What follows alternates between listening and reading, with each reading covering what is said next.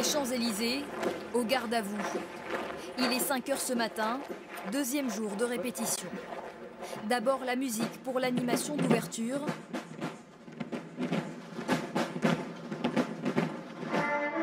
Puis le défilé, au pas millimétré.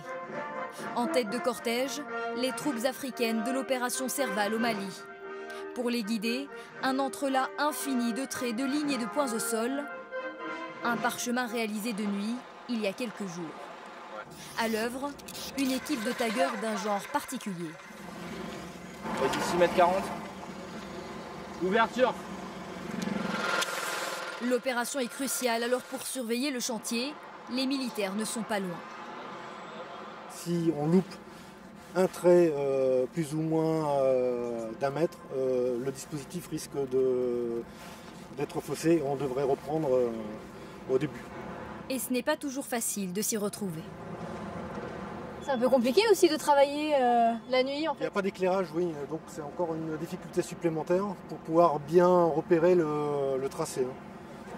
Le plus dur, dessiner les lignes de séparation des troupes devant la tribune présidentielle. C'est ce qui donne toute la beauté, comme c'est filmé du dessus avec l'hélicoptère. C'est vrai que c'est une petite cassure, si c'est pas bien parallèle, tout de suite ça se remarque. Ça vous met un peu la pression? Ouais, le dimanche matin, on regarde à la télé voir s'ils vont bien droit et si tout se passe bien. Et en attendant le jour J, d'autres passent leur journée la tête en l'air. Le premier, c'est impeccable. À Châteaudun, répétition générale. Les uns après les autres, les avions transpercent le ciel. Leur passage est scruté dans ses moindres détails par le responsable du défilé aérien et son équipe. Et le général Borrell ne laisse rien passer. Oula. Ah oui, là ça va pas du tout là. Ceux-là, par exemple, là sur les champs, on les voit pas. Ah oui, parce que les arbres sont...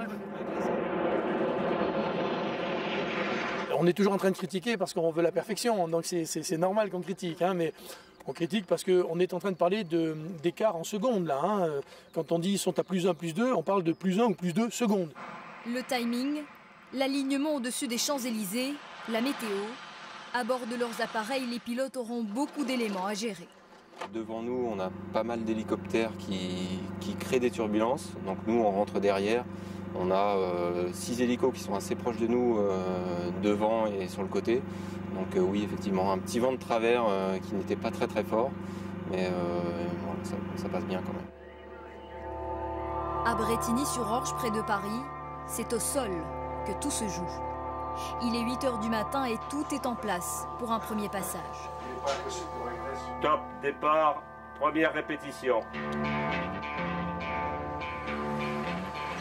82 motos, 183 véhicules. Tous doivent avancer à la même vitesse, 14 km/h, et avec les mêmes gestes. Salut trop tôt. Bilan de ce premier passage, encore pas mal de corrections à faire. C'est une phase d'échauffement, donc il y a une marge de progrès, mais pas de difficulté à ce stade. En tout cas, rien de rédhibitoire.